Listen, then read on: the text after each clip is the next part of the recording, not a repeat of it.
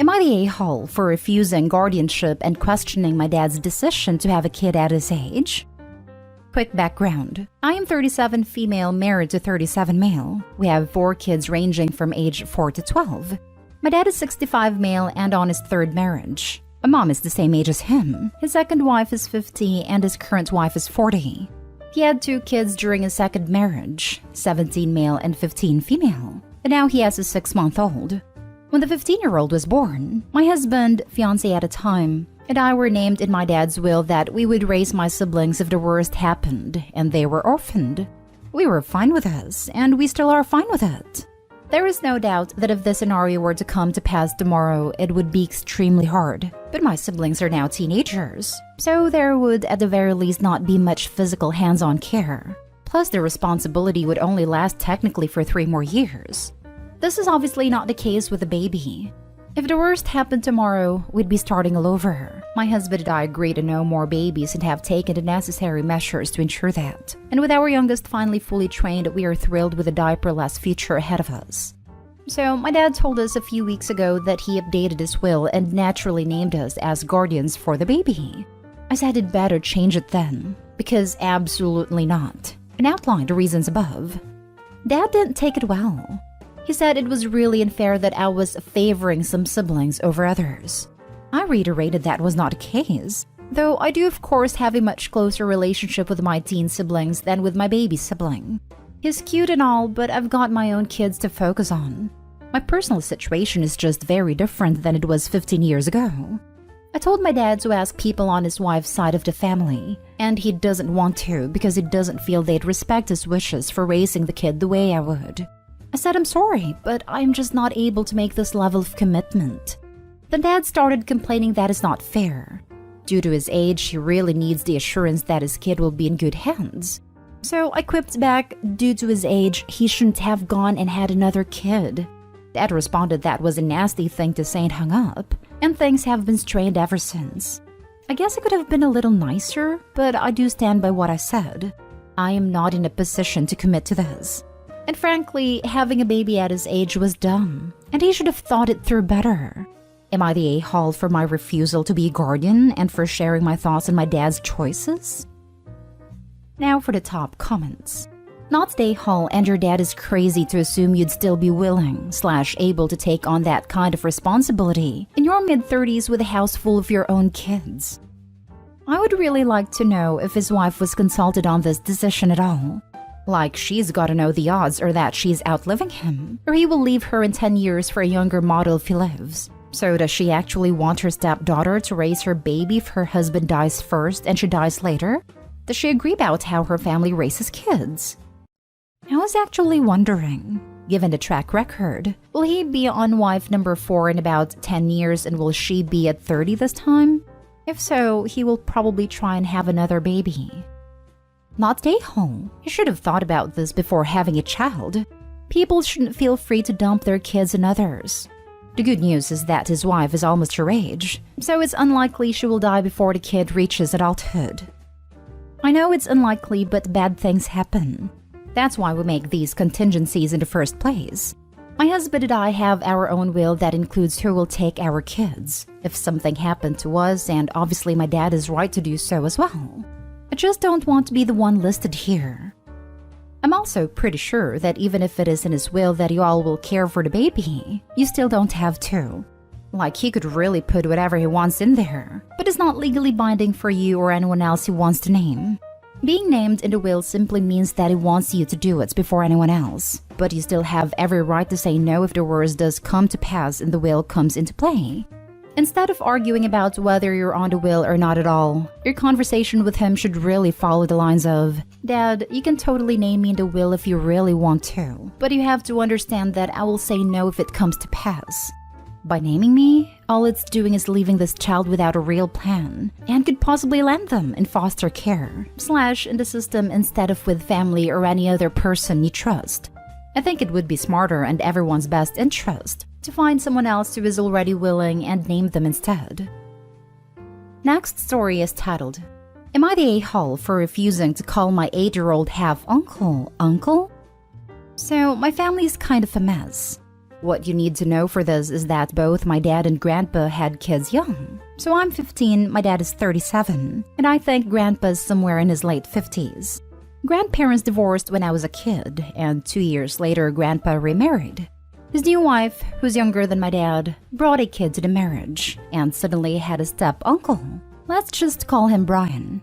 When we first met, the kid was like 4 or something. I thought it would be funny to call him Uncle Brian because of the ridiculousness of having an uncle so much younger than me. It was a joke, but he liked it, so I kept calling him that. Couple years later, and we find out he's not my step-uncle, but my half-uncle.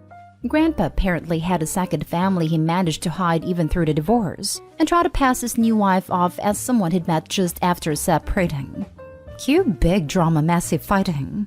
I didn't see Grandpa and his new wife for more than a year. He's only just starting patching things up between the rest of our family, so I only just met Brian again. And he's become a little turd.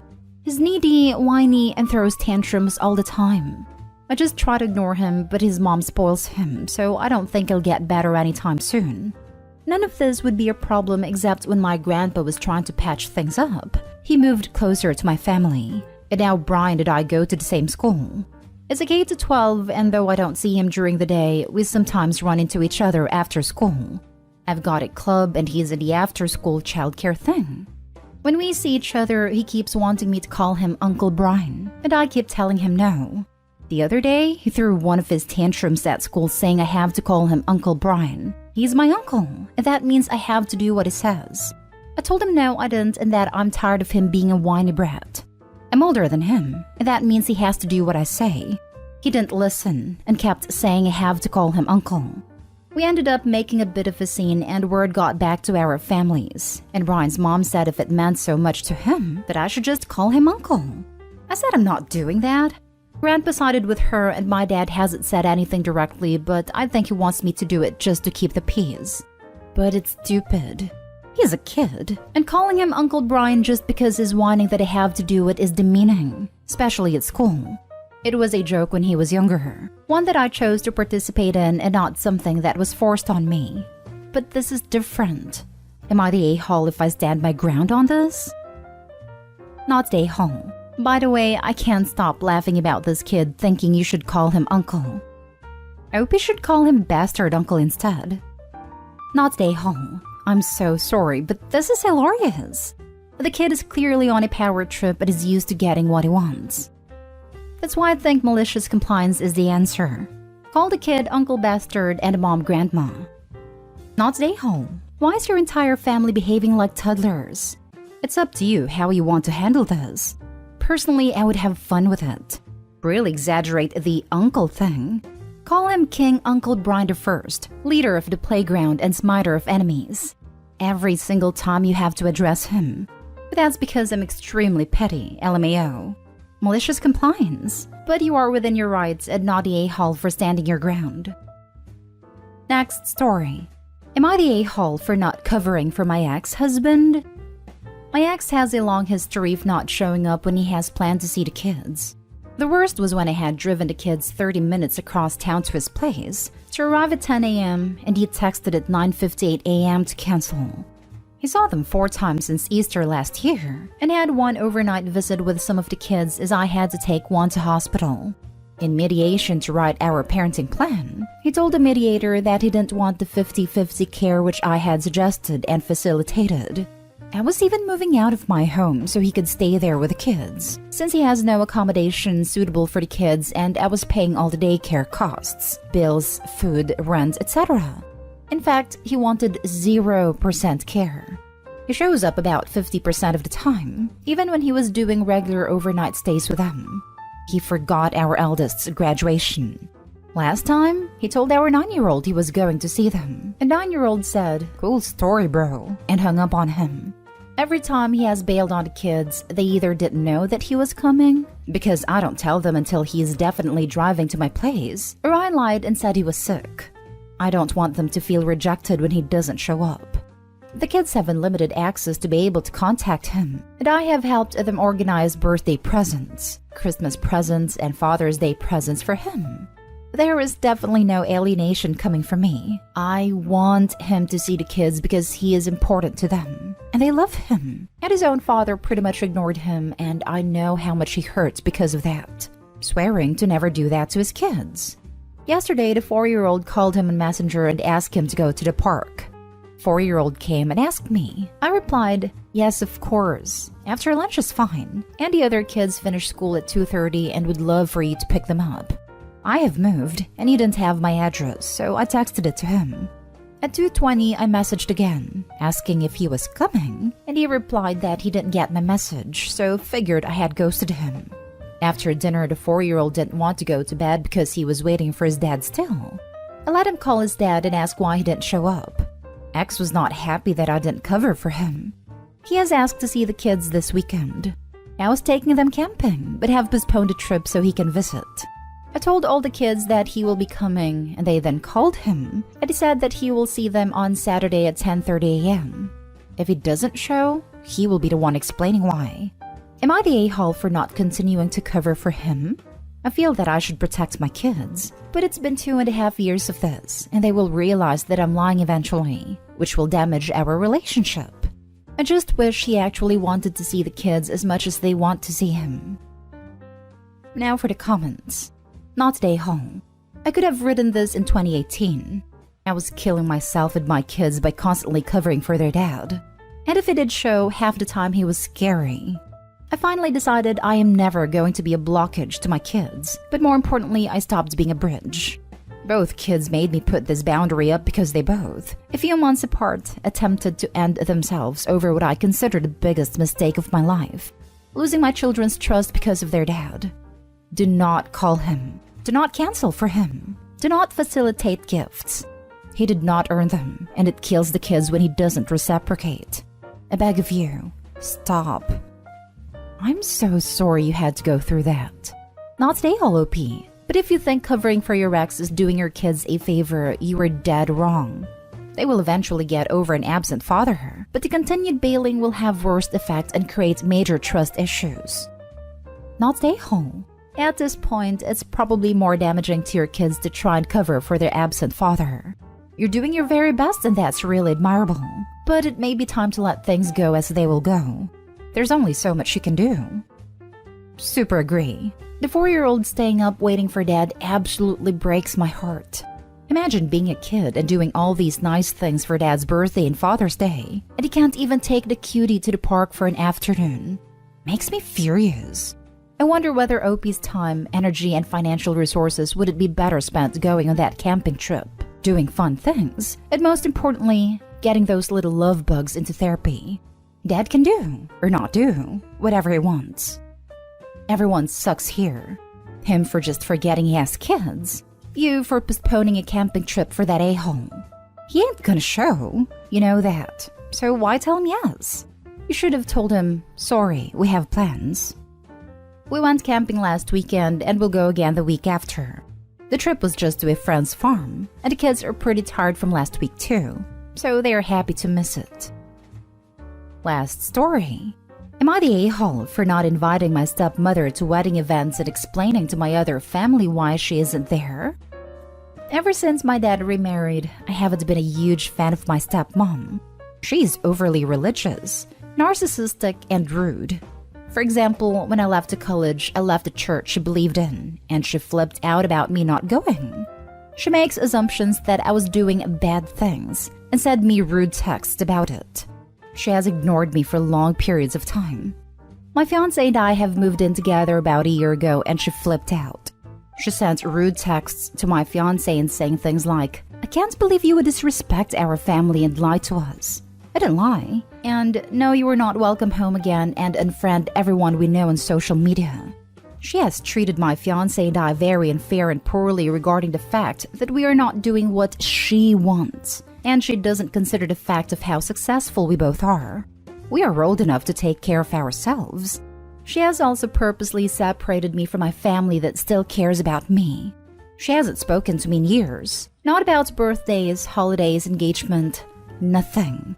After a long talk with my dad, I agreed to invite her and my other step family to my wedding, even though I'm almost positive they all hate me.